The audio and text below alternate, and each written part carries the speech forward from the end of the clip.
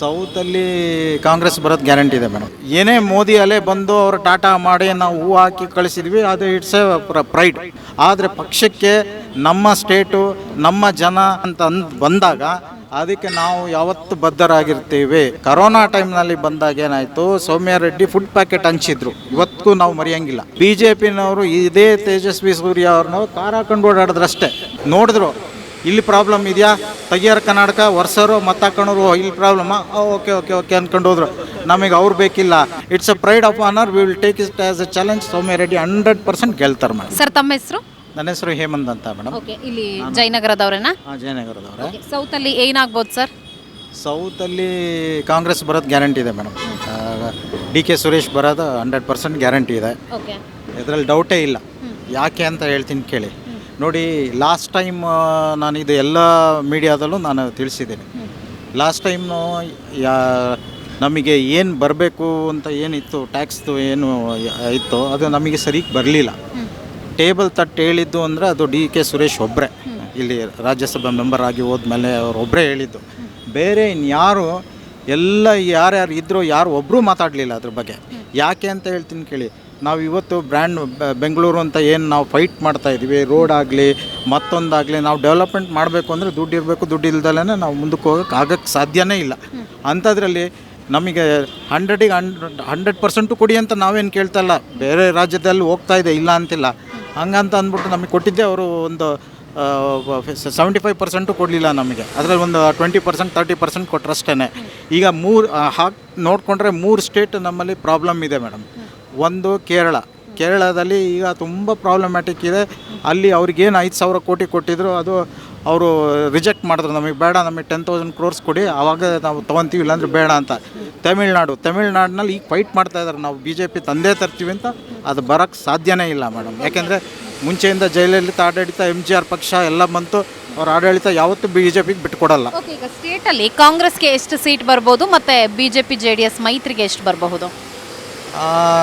ಕಾಂಗ್ರೆಸ್ ಬರುತ್ತೆ ಮೇಡಮ್ 120. ಸ್ಟೇಟಲ್ಲಿ 28 28 ಇದೆ ಮೇಡಮ್. 28ರಲ್ಲಿ ಒಂದು 20 ಬರ್ತೀವಿ. ಓ ಅಷ್ಟೇ, 20 ಬರೋ ಯಾಕೆ ಅಂತ ಕೇಳ್ತೀನಿ ಕೇಳಿ. 28ರಲ್ಲಿ ಎಷ್ಟು ಬರುತ್ತೆ ಸರ್? 20 ಬರುತ್ತೆ ಮೇಡಮ್. 20 ಬರುತ್ತೆ. ಯಾಕೆ ಅಂತ ಹೇಳ್ತೀನಿ ಕೇಳಿ. ನೋಡಿ, ಕಾಂಗ್ರೆಸ್ ಗೌರ್ಮೆಂಟ್ನವ್ರು ಬಂದ ಮೇಲೆ ಏನು ಸವಲತ್ತುಗಳು ಕೊಟ್ಟಿದ್ದಾರೆ, ಈಗ ಗ್ಯಾರಂಟಿ ಸ್ಕೀಮ್ ಆಗಲಿ ಮತ್ತೊಂದು ಏನು ಕೊಟ್ಟಿದ್ದಾರೆ, ನಾವು ಕೊಟ್ಟಿರೋದ್ರಿಂದ ಏನಾಗುತ್ತೆ, ಏನೇ ಮೋದಿ ಅಲೆ ಬಂದು ಅವರು ಟಾಟಾ ಮಾಡಿ ನಾವು ಹೂ ಹಾಕಿ ಕಳಿಸಿದ್ವಿ, ಅದು ಇಟ್ಸ್ ಎ ಪ್ರೈಡ್, ಆನರ್. ನಾವು ಕೊಡ್ತೀವಿ. ನಾವು ಕರ್ನಾಟಕದಲ್ಲಿ ನಾವು ಯಾವುದೇ ಪ್ರಧಾನಮಂತ್ರಿ ಬಂದ್ರೂ ನಾವು ಅದನ್ನು ಕೊಡ್ತೀವಿ, ಇಲ್ಲ ಅಂತಿಲ್ಲ. ಆದರೆ ಪಕ್ಷಕ್ಕೆ ನಮ್ಮ ಸ್ಟೇಟು, ನಮ್ಮ ಜನ, ನಮ್ಮ ಒಂದು ರಾಜ್ಯ ಅಂತ ಬಂದಾಗ ಅದಕ್ಕೆ ನಾವು ಯಾವತ್ತು ಬದ್ಧರಾಗಿರ್ತೀವಿ. ಹೆಣ್ಣು ಮಕ್ಕಳಿಗೆ ಕೊಟ್ಟಿರೋಂಥ ಸೌಕರ್ಯಗಳನ್ನ ನಾವು ಯಾವತ್ತು ಏನೇ ಮಾಡಿದ್ರು ಅವರು ಮರೆಯಲ್ಲ. ಋಣ ತಿಂದಿದ್ದಾರೆ ಅಂದರೆ ಅವರು ವಾಪಸ್ ಕೊಟ್ಟಿರ್ತಾರೆ. ನಾವು ಗೆಲ್ತೀವಿ ಅನ್ನೋ ಭರವಸೆ ನಮಗಿದೆ. ಈಗ ಸ್ಟಾರ್ಟಿಂಗಲ್ಲಿ ಹೇಳಿದ್ರಿ ಸೌಮ್ಯ ರೆಡ್ಡಿ ಅವ್ರು ಗೆಲ್ತಾರೆ ಅಂತ. ಗ್ಯಾರಂಟಿಗಳ ಕಾರಣದಿಂದಾಗಿ ಗೆಲ್ತಾರಾ ಅಥವಾ ಹೇಗೆ? ಇಲ್ಲ, ಗ್ಯಾರಂಟಿ ಅಲ್ಲ ಮೇಡಮ್. ಕರೋನಾ ಟೈಮ್ನಲ್ಲಿ ಬಂದಾಗ ಏನಾಯಿತು, ಸೌಮ್ಯ ರೆಡ್ಡಿ ಫುಡ್ ಪ್ಯಾಕೆಟ್ ಹಂಚಿದ್ರು, ಇವತ್ತಿಗೂ ನಾವು ಮರೆಯಂಗಿಲ್ಲ. ಜಯನಗರ ಕ್ಷೇತ್ರದಲ್ಲಿ ಬಂದು ಅವರು ಇಲ್ಲಿ food packet ಹಂಚಿದ್ರು.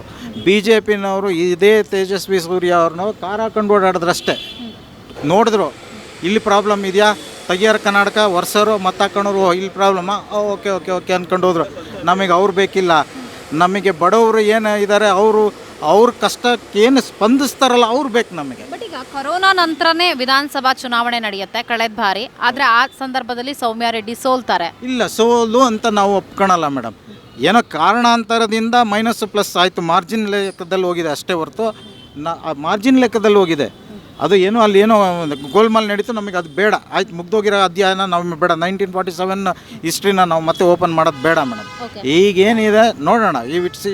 It's a pride of honour, we will take it as a challenge. Soumya Reddy 100% ಗೆಲ್ತಾರೆ ಮೇಡಮ್. 5 ವರ್ಷ ತೇಜಸ್ವಿ ಸೂರ್ಯ ಕೆಲಸ ಮಾಡಿಲ್ಲ ಹಾಗಾದರೆ? ಮಾಡಿಲ್ಲ ಮೇಡಮ್. ಯಾವ್ದು ನೀವು ಹೇಳಿ, ರೋಡ್ ಮಾಡಿದ್ದೀವಿ ಅಂತಾರೆ, ಮೆಟ್ರೋ ಮಾಡಿದ್ದೀವಿ ಅಂತಾರೆ, ಅದು ಇಟ್ಸ್ ಎ ಸೆಂಟ್ರಲ್ ಗೌರ್ಮೆಂಟ್. ಇದು ಕೊಡಲೇಬೇಕು, ಸವಲತ್ತು ಕೊಡಲೇಬೇಕು. ಈಗ ಯಾವುದೇ ಪ್ರಧಾನಮಂತ್ರಿ ಇದ್ರೂ ಒಂದು ಸ್ಟೇಟಿಗೆ ಕೊಡಬೇಕಾದ್ರೆ ಇಷ್ಟು ಕೋಟಿ ಅಂತ ಇರುತ್ತೆ, ಅಷ್ಟು ಕೋಟಿ ಕೊಡಲೇಬೇಕು. ಅವರು MP ರಾಜ್ಯಸಭಾ ಬಂದ ಅಂತಂದರೆ ಅವ್ರಿಗೆ ಇಷ್ಟು ಅಂತ ಸ್ಯಾಂಕ್ಷನ್ಸ್ ಇರುತ್ತೆ. ಆ ಸ್ಯಾಂಕ್ಷನ್ ಪ್ರಕಾರ ಅವ್ರು ವರ್ಕ್ ಮಾಡ್ತಿರ್ತಾರೆ. ಆ ವರ್ಕ್ ಪ್ರಕಾರ ನೀವು ತೊಗೊಂಡ್ರೆ ತೋರಿಸಿ ಯಾವ್ದು ಮಾಡಿದ್ದಾರೆ. ಒಂದು ಎಲ್ಲಾದರೂ ಈಗ ಈ ಸಾರಕ್ಕಿನಲ್ಲಿ ಮೋರಿ ಪ್ರಾಬ್ಲಮ್ ಇತ್ತು ಮೇಡಮ್. ಹೌದು. ಮೋರಿ ಪ್ರಾಬ್ಲಮ್ ಇತ್ತು, ಅಲ್ಲಿ ನೀರು ಕಟ್ಕೊಂತಿತ್ತು, ಪ್ರತಿ ಸರಿ ಬಂದಾಗಲೂ ಕಟ್ಕೊಂತಿತ್ತು.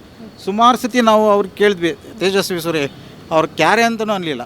ಅದೇ ನಾವು ಸೌಮ್ಯ ರೆಡ್ಡಿಗೆ ಹೋಗಿ ಮಾತಾಡಿದ ತಕ್ಷಣ ಬಂದು ನಿಂತು ಬೈದಿದ್ದಾರೆ, ಕೆಲಸ ಮಾಡಲ್ಲ ಮಾಡಿರಿ, ನಮ್ಗೆ ಇದು ಮಾಡಿಕೊಡ್ಬೇಕು, ಇವತ್ತು ಆಗಲೇಬೇಕು ಅಂತಂದಾಗ ಇದೊಂದು 4 ತಿಂಗಳ ಹಿಂದೆ ನಡೆದಿರೋದು ಮೇಡಮ್. ನಮಗೆ ಅದಕ್ಕೆ ಕ್ಲೀನ್ ಮಾಡಿಕೊಟ್ಟಿದ್ದಾರೆ. ಓಕೆ, ಹಾಗಾದ್ರೆ ಸೌಮ್ಯ ರೆಡ್ಡಿ ಅವರು ಎಷ್ಟು ಮತಗಳ ಅಂತರದಿಂದ ಗೆಲ್ಲಬಹುದು ಅಂತ ಅನ್ಸುತ್ತೆ?